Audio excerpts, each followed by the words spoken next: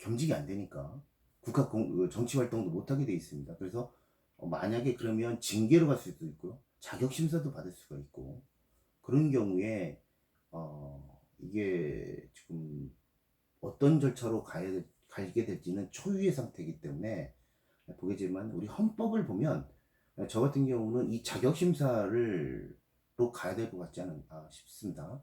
물론 그분이 국가공무원이면서 국가공무원법과 국회의원을 가져가게 되니까 정치 활동을 하게 되니까 이걸 징계로 갈 수도 있지만 또 이렇게 겸직이 돼버리면 이거에 대해서 그분이 뭐 이제 고의로 한 건 아니기 때문에 그렇다면 그 자격 심사로 가서 어, 어, 이런 심사를 받게 되지 않을까 하는 생각도 좀 들게 되는데 그 전에 어떤 형태로든 처리가 될 거라고 봅니다. 그렇게 초유의 사태가 만들어지지는 않을 거라고 보는데 그건 한번 보는데요. 자, 뭐 어찌됐든 이 64조에서 중요한 것은 2항에서 자격심사, 3항에서 어떤 징계에 의한 제명이 되는데 이런 징계라든가 제명이 만약에 되면 64조 4항에서 뭐라고 되어 있냐면 64조 4항 제2항 즉 자격심사 제3항 징계에 의한 제명의 처분에 대해서는 법원에 제소할 수 없다 이렇게 돼 있어요. 즉 이 만약에 제명이 됐더라도 법원에 아니 내 제명 잘못됐다 권리구제 절차가 없다는 거예요. 자기네들이 스스로 자율적으로 이렇게 그 규율을 만들어 놨기 때문에 입법부에 대해서 타치하지 마라 라고 해서 자기네들이 스스로 결정 내린 부분에 대해서는 사법부 심사를 받지 못하게 이렇게 해놨다는 겁니다. 이게 이제 입법부 내에 자기네들이 자율성을 강화한 겁니다. 즉 자기네들이 입법부가 결정했는데 그거를 사법부 가서 다투지 마라 이런 내용입니다. 그래서 이러한 국회의원의 신분과 관련돼서 어떤 징계 또는 어떤 제명 처분 이런 부분들에 대해서는 우리 헌법에서 아예 그 법원에 제소를 하지 못하도록 권리구제를 하지 못하도록 이렇게 규율하고 있습니다. 그 부분들은 뭐 참고를 한번 보시기 바랍니다. 자, 그 다음에 이제 그 국회의원이 신분이 박탈당하는 경우가 당직 변경이에요. 당직 변경. 당직 변경인데 이것은 이겁니다. 비례대표, 즉 지역구는 상관이 없어요. 지역구는 예를 들어 미래통합당에 있다가도 탈당하고 무소속 할 수 있습니다. 그건 뭐 아무 상관이 없어요. 근데 비례대표는 안 그렇습니다. 비례대표는 만약에 비례대표로 있다가 당적을 바꾸지 않습니까? 이것은 그 국회의원 신분이 망각됩니다. 국회의원 신분이 박탈됩니다. 즉 비례대표는 비례대표는 그 당적을 이적을 바꾸게 되면 국회의원 신분이 박탈이 되게 돼 있어요. 그래서 기존에도 여러분들 그 20대 국회 때 보면 실질적으로 마음은 다른 당에 가 있는데 비례대표이기 때문에 그 당을 옮기지 못해서 서로 이제 그렇게 한 지붕이 두 가족 뭐 이런 식으로 뭐 했었던 그런 경우 사례도 있거든요. 그거는 비례대표는 그 당을 보고 국민들이 표를 주기 때문에 그 사람이 다른 당으로 가게 되면 그거는 박탈이 되고 그 당에서 비례대표에서 다음 순서의 사람이 의원을 승계하게 되는 거죠. 왜냐면 국민들은 그 당을 보고 찍어줬기 때문에 그것은 당을 옮기면 안 됩니다. 근데 이제 근데 이제 그 의원이 그 스스로 제명이 당하면 상관이 없어요. 제명이. 그러니까 제명을 당하면 그 사람은 무소속으로 가게 됩니다. 제명을 당하게 되면 이번에도 그래서 뭐 미래통합당이 열린민주당 뭐 이렇게 미래통합당이 이제 자매정당 만들었지 않습니까? 그 자매정당에 뭐 기본소득당 뭐 이런 당원들 있지 않습니까? 이분들은 스스로는 당적을 못 옮겨요. 그러면 신분이 박탈됩니다. 이분이 국회의원 신분을 가져가려면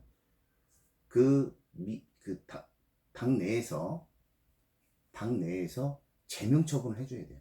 제명 처분을 해주게 되면 그분은 신분을 갖고, 국회의원 신분을 갖고 다른 무소속을 하든지 다른 당으로 갈 수가 있는 거죠. 그래서 비례대표는 제명이 되기 전까지는 그 당에서 있어야만 되지, 스스로 나가게 되면, 스스로 다른 당을 가게 되면 신분이 박탈된다. 그래서 제명 처분을 받는 경우가 많이 있습니다. 자, 그다음 마지막에 이제 이게 이제 좀 아무래도 보면 국회의원 신분이 박탈되는 데 있어서 그 조금 이제 학문적인 그 헌법학회에서 논란이 좀 되고 있는 부분이 바로 이제 자기가 소속해 있던 정당이 해산됐을 때 얘기예요. 우리 헌법, 자 우리 헌법 어디 있죠? 8조에 보세요. 우리 8조에 보면 2항에서 정당은 그 목적, 조직과 활동이 민주적이어야 하며 국민의 정치적 의사 형성에 참여하는 데 필요한 조직을 가져야 한다, 이렇게 돼 있어요. 즉, 그 정당의 목적, 조직, 활동이 민주적이어야 하는데 8조 4항에서 보면 그 정당의 목적이나 활동이 민주적 기본 질서와 위배될 때에는 정부는 헌법재판소에 그 해산을 제소할 수 있고, 정당은 헌법재판소의 심판에 의하여 해산된다, 이렇게 돼 있어요. 즉, 그 정당이 민주적 기본 질서에 위배된다고 해서 만약에 정부에서 헌법재판소에 제소를 해서 헌법재판관 6명 이상이 만약에 그 정당의 활동이 민주적 기본 질서에 위배된다고 한다고 판단되면, 만약에 그런 식으로 결정을 하게 된다면 그 정당을 해산하게 됩니다. 이 헌법에 명시가 돼 있어요. 이게 문제는 그 정당이 해산될 때 우리 현행 체계상 헌법, 국회법, 공직선거법 등등 어디에도 그 소속 국회의원에 대한 신분에 대한 규정이 없어요. 자, 우리 2000 그 2013년에 통진당, 옛날 통진당 2014년 12월 19일 날 그 통합진보당이죠.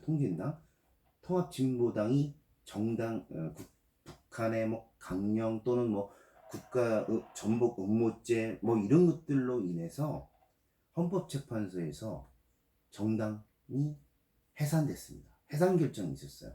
그때 2014년 12월 19일이었거든요. 그때의 그 통합진보당이 해산이 되면서 그때 당시에 그 지역구 의원이 4명 있었고요. 비례대표 국회의원이 2명 있었습니다. 그 통합진보당의 국회의원이 6명이 있었어요. 이 6명의 신분을 어떻게 할 것인가에 대해서 찬반 논란이 많았습니다.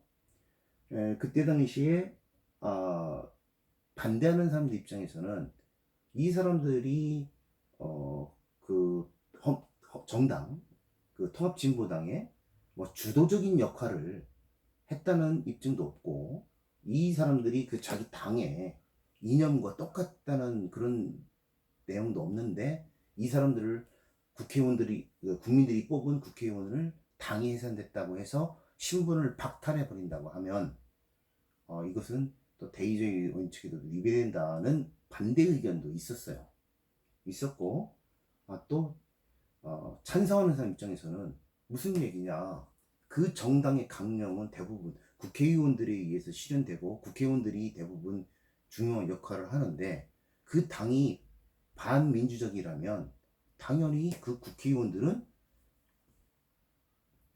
그 신분을 박탈하는 것이 맞다라고 하는 그러한 찬성 여론도 있었고요. 또 혼합하는 찬성과 반대 중간적인 입장도 있었습니다. 그래서 당이 해산되더라도 비례대표 국회의원들이야 당을 보고 찍은 거니까 이 비례대표는 신분을 박탈하는 게 맞다.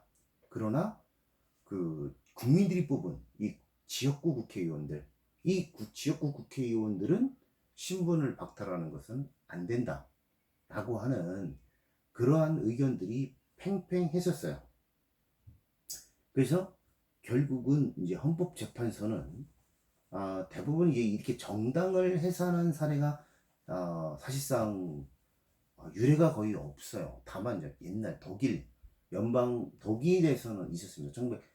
독일에서는 그때 당시에 여기랑 우리랑 똑같은 이러한 그 사례가 있었는데, 그때 독일에서 판례는 그 정당이 해산되면 그 소속 국회의원들 모두 다 의원직을 상실하는 것으로 이렇게 판결이 있었습니다. 그러면서 그 이후에 이렇게 이제 입법화되지 않았기 때문에 그때 당시 그 독일은 현행 정당이 해산되면 그 국회의원 신분을 다 박탈한다는 규정이 만들어져 있어요. 근데 우리나라는 법률에는 없는 거죠. 법률에 없기 때문에 헌법재판소가 헌법재판소가 그 판결을 내린 거죠.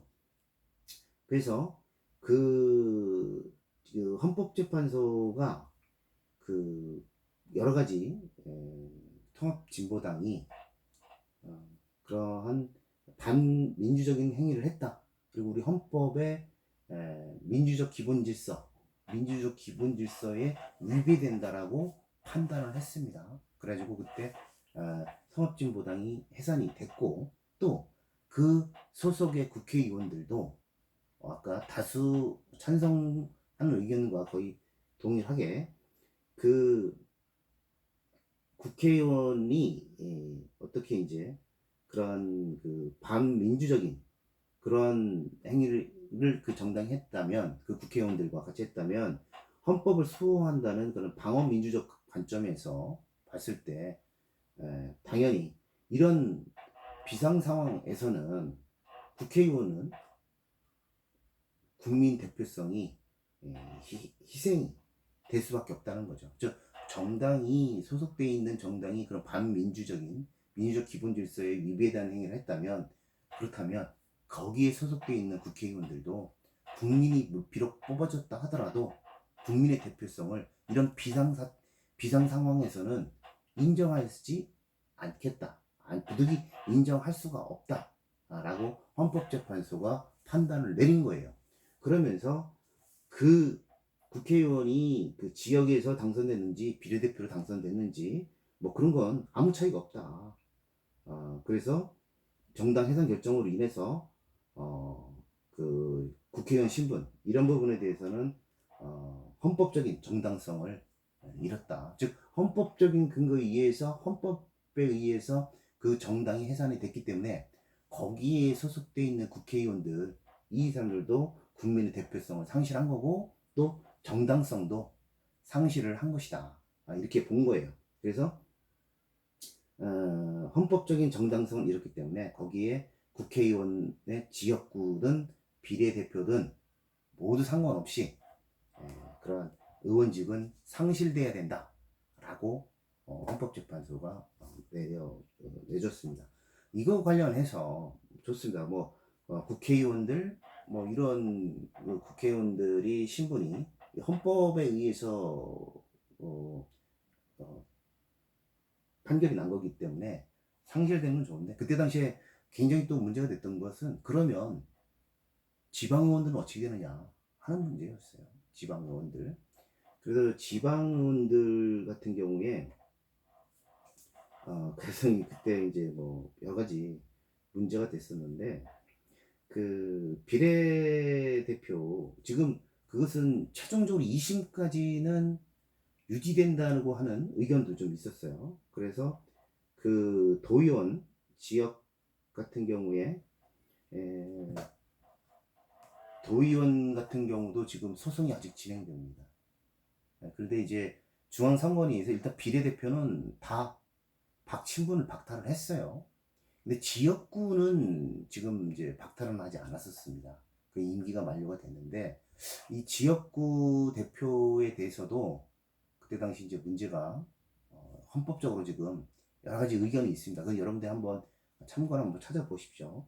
그래서 지금 헌법학계에서 이렇게 정당이 해산됐을 때 그 소속 국회의원들은 어떻게 할 것인지, 그것은 국회의원 직을 상실한다고 하는 부분들을 국회법이 됐든 뭐 어디 공직선거법이 됐든 법률로 만들어야 된다는 것이고, 또 지방의원 선거에도 그 신분에 대해서 만들어줘야 되지 않겠느냐 하는 겁니다. 왜냐하면 그때 그 찬성 반대 중에 가장 이제 논리가 반대 측의 그 논리는 이거였어요.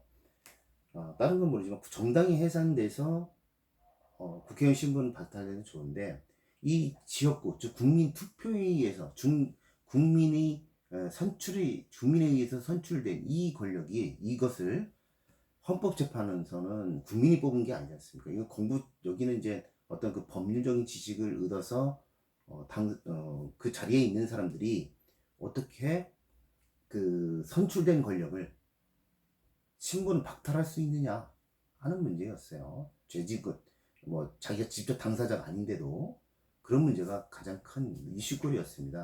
그래서 당의 정당이 해산되더라도 결국은 법률로서 이 사람들 신분을 박탈하는 것을 법률로서 규정해 주는 것이 맞지, 그걸 그 헌법재판관들이 이 선출된 이 국회의원들을 신분을 박탈하는 것은 문제가 있다, 이런 논리인 거예요. 그래서 그런 부분들은 지금 학계에서 논의가 좀 되고 있습니다. 그 부분들에 대해서 한번 여러분들도 한번 공부를 해보시기 바랍니다.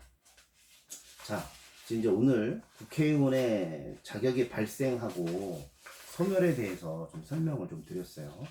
그래서 아까 말씀드렸다시피 제가 이제 조문을 읽어드린 부분들, 이 부분들은 여러분들이 행정조직이나 아니면 헌법, 이 공부를 하심에 있어서 굉장히 중요한 부분들이기 때문에 이 부분들에 대해서 한번 여러분들이 이 강의 끝나고 나서 조문을 눈으로 다시 한번 확인을 해보세요.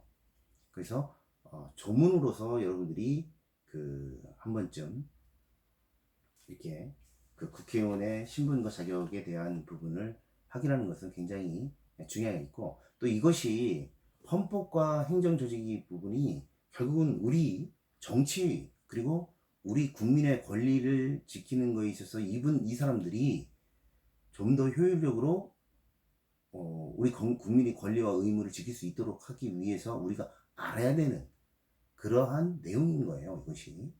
그래서 국회의원들은 어떤 경우에 당선이 되고 어떤 경우에 신분이 박탈되는가 하는 것은 개인 삶에 있어서는 그렇게 중요하지 않다 할 수 있지만, 우리가 우리 국민의 권리와 의무를 이해하는 데 있어서 어떤 사람들이 우리의 위임을 받아서 어떤 정당한 권리를 가진 사람들이 우리의 기준을 만드는, 그리고 우리의 그 입법 활동을 하는 그러한 역할을 주어주고 있기 때문에 그런 내용들을 우리가 이해하는 것은 중요한 내용이라고 할 수가 있겠습니다. 자, 마지막으로 과제입니다. 과제는 좀 전에 제가 설명을 드렸던 우리 헌법, 공직선거법, 국회법, 이 부분에 대해서 여러분들이 다시 한번 리바이벌 한번 해보셨으면 좋겠습니다. 그 조항들을 한 번쯤 다시 한번 눈으로 확인해 보시고 그 부분들을 정리를 한번 해 보시기 바랍니다. 그래서 이렇게 국회의원들에 대해서는 이러한 내용들이 있다라는 내용을 아셨으면 좋겠고요. 자, 지금까지 이제 국회의원들에 대해서 국회의원들이 어떻게 입법을 하고 어떤 조직을 가지고 있고 어떻게 자기네들이 자율적인 그러한 내부 규정을 가지고 있으면서 또 국회의원들은 어떤 경우에 당선이 되고 또 어떤 경우에 신분이 박탈되는가 하는 그런 입법부 전체의 조직, 인사, 그리고 구성에 대해서 살펴보았습니다. 이제는 다음 시간부터는 이제 입법부를 넘어서 이제는 행정부죠. 행정부에 대해서 강의를 하도록 하겠습니다. 지금까지 입법부를 제가 이제 간단하게 설명을 드렸는데, 제 강의도 강의지만 제가 읽어드렸던 조문들, 특히 어찌됐든 우리 헌법은, 우리 법을 하고 있는 학생들이라면 헌법은 가장 기본이 되는 법이거든요. 그렇기 때문에 그 조항들이 어떤 정도, 적어도 법을 했다면 뉴스를 볼 때 국회의원들의 그런 징계라든가 뭐 이런 내용들은 공부를 한 걸 가지고 이해를 할 수 있어야 되는 거잖아요. 그래서 그런 부분들에 대해서는 한번 법조문을 열심히 읽어보시기 바랍니다. 자, 수고하셨습니다.